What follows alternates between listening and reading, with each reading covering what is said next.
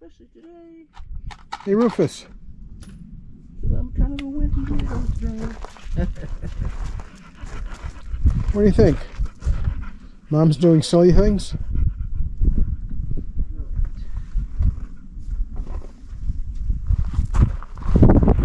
Great hopes to finish this and get on to the next step. But that sure as heck didn't happen again because of the weather. The weatherproof storage facility.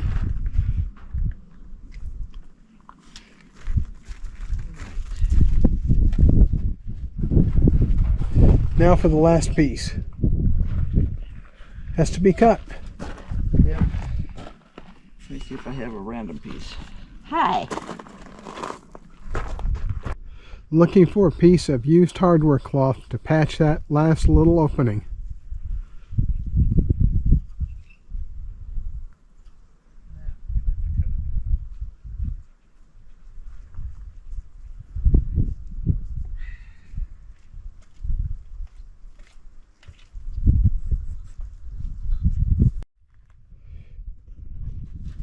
When there's no scraps big enough to patch the hole. Yeah. Time to open another roll. Yeah, I was going to open this tomorrow because I know I need to make the lid, but I was hoping that I might have enough for today. But not quite. These things are so insane when you cut them open. I have a shirt that's been completely shredded by one of these things going crazy.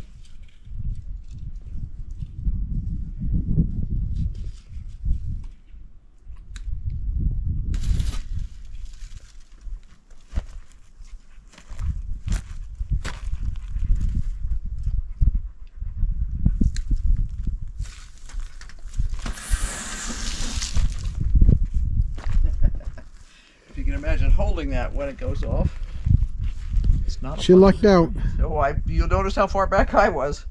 I'm not doing that again. I've done that before. Now time to cut out one little piece. Yeah.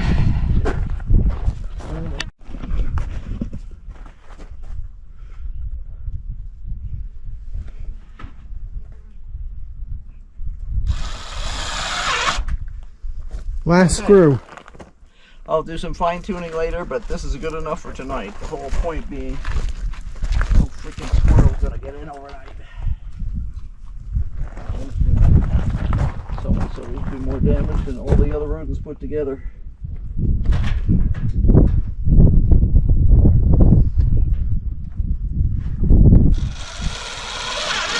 we go. Okay. I'm gonna say I can fine tune the rest of it later. But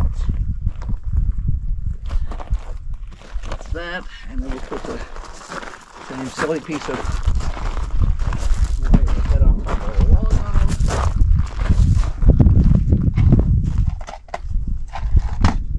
Find some more screws before I try to fix it. Alright, can I drag you to help with this?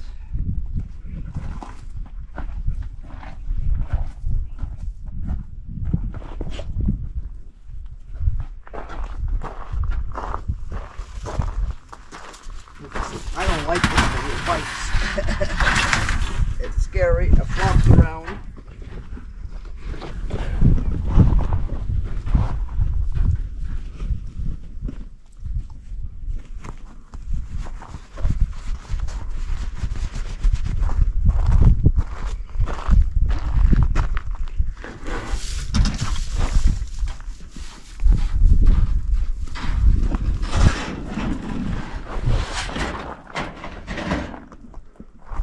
Put the camera down, probably.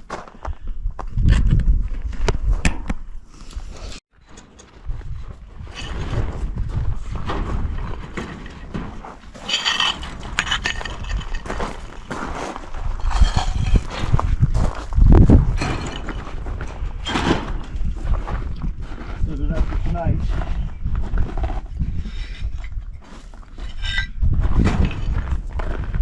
Unfortunately, this. You get hit with pretty awful wind. It's not likely to pick that up. It doesn't have a lot of lift capacity and resistance to airflow. Let's see, I need another rock. Well, it didn't go as I had hoped today because once again the weather got bollocksed up this afternoon. So I sat in the living room and actually cut the rest of the wire except for that last little piece, and had that all pre-cut for when Henry got home from running errands to town. So he helped me get the wire that goes around the edges in place, threw this on top. This is what I've been using for the last 2 weeks, at least, maybe 3, just to keep it from getting attacked by squirrels. Actually, as I mentioned earlier, going to be putting hinged tops on this so that we can get in and harvest and stuff. But for tonight, this is good enough. Keeps the beasts out. And tomorrow it'll be, see if I can finish this, and then move on to this one. So I really need to get the rest of the plants out of the greenhouse. They're getting too big. So, until next time, be sure to like, subscribe, and hit that notification bell, because obviously we're going to be doing lots more. And this is far from square. Some of the wood's twisted, but it's going to work, and that's the important part. So, until next time, bye! Oh, and don't forget to keep brainstorming, because obviously we are. Hey friends, you're watching BrainStormAcres. I'm Henry. It's pretty warm out. It's pretty close to 100 degrees today. Higher than normal humidity, but those things happen. Well, I'm back out to the generator to work on it. You may wonder why. Well, this is about the 3rd Harbor Freight Predator 3500 inverter generator that I've owned. Still have one in the shop that I need to do some work on, but I've had this one for 3 years and it's working very, very well. Except, as the temperature goes up, the carbon monoxide detector starts going off. And when that goes off, it turns the generator off. And that's not any good for a generator. So, my mission today is to finish taking this apart so I can disable the safety feature. Yeah, disable the safety feature. That seems kind of odd, but that's what I've got to do.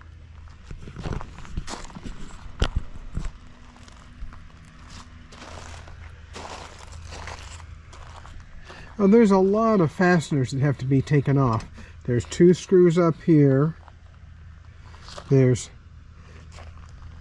3 screws along the bottom. There's 2 in the front. And there's 6 in the back. So, all of that has to happen before I can even get in to figure out how to bypass that carbon monoxide detector. And believe it or not, you actually have to take off the wheels to get this side piece to come off. And I can't get at the wiring until I have that side piece off. So I'm going to go ahead and get that done, and I'll bring you back. 2 cotter pins, 2 washers, 2 wheels to take off. They should just slide off now.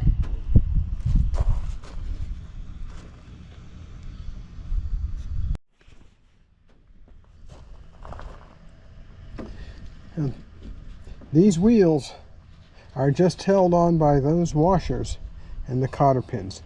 Pull that off, and this panel should come off.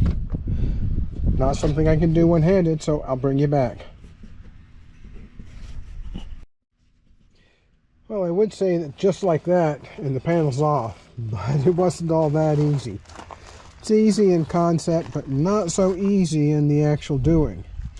Now, I have to trace the wire bundle that goes up to the carbon monoxide detector, and this seems to be it right here.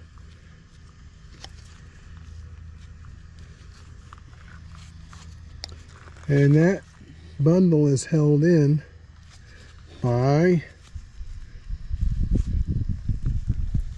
a wire spiral. So let's see, that goes to the carbon monoxide detector right there.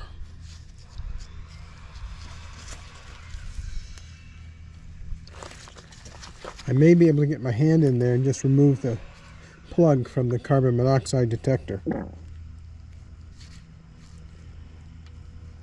I'll see if I can get it off and I'll bring you back. Well, I wasn't able to move the plug out from the carbon monoxide detector because I don't have the right kind of Torx bit to go into these screws. It takes a special kind with a dimple in the top. I don't have that, so instead I'm just going to wire these up the same way as I would have if I'd jumped across up there on that connector.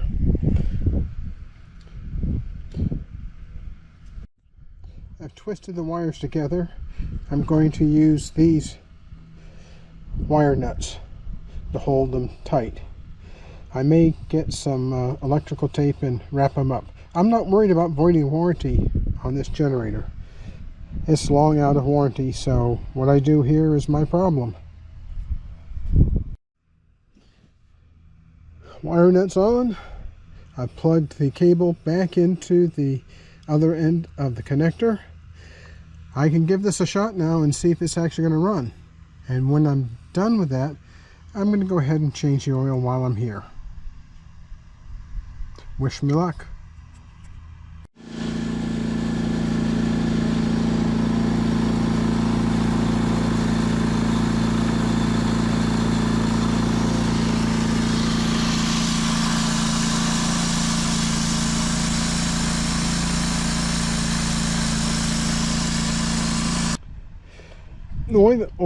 The oil change has happened. The bypass is put in place now. If you do this, just be aware that you no longer have a safety feature to determine if there's too much carbon monoxide in your environment. So please be aware and don't do this in a stupid way. Time to put the sides on, button it up, and put it back in place. And we'll see if it continues working without having to have a fan on it.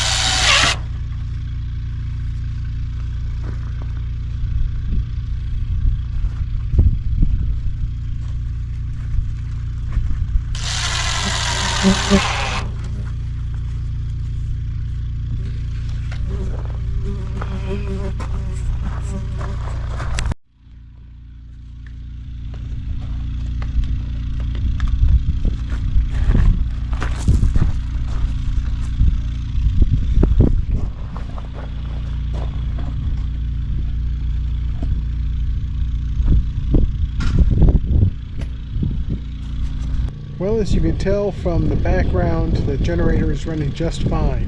What happens with these carbon monoxide sensors is they wear out over time. Two things cause the problems. One is carbon monoxide starts saturating the sensor. It blocks it out. Think about it that way. The other one is the sensors become really sensitive when the temperature goes up. And when you get 100 degrees outside temperature and it's a lot hotter than that inside, at least inside the generator, the carbon monoxide tells things to shut down. I'm really glad this is working now. Irene's over there working on the second raised bed. She's putting a screen over the top of it. Rufus is out here eating grass, which he shouldn't be, but that's what he's going to do. I've taken the big wheel string trimmer apart so I can replace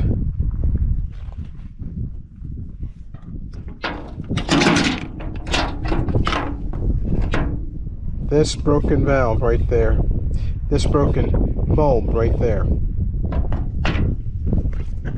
Priming bulb was replaced, but the engine still quits after the initial startup. So back to the drawing board. Well, we have some high winds today that were not forecast. That means that Irene's no longer working on the cage for the second bed. And right now I'm not out working on the string trimmer, but I'm going to do that again after lunch. I have to. I have stuff I've got to get done. But I'm not looking forward to working in the wind. Well, one more minor issue dealt with. Our camp stove, propane powered, had a regulator that was bad. And unfortunately these regulators are fixed, so you can't adjust them. There's actually a bronze fitting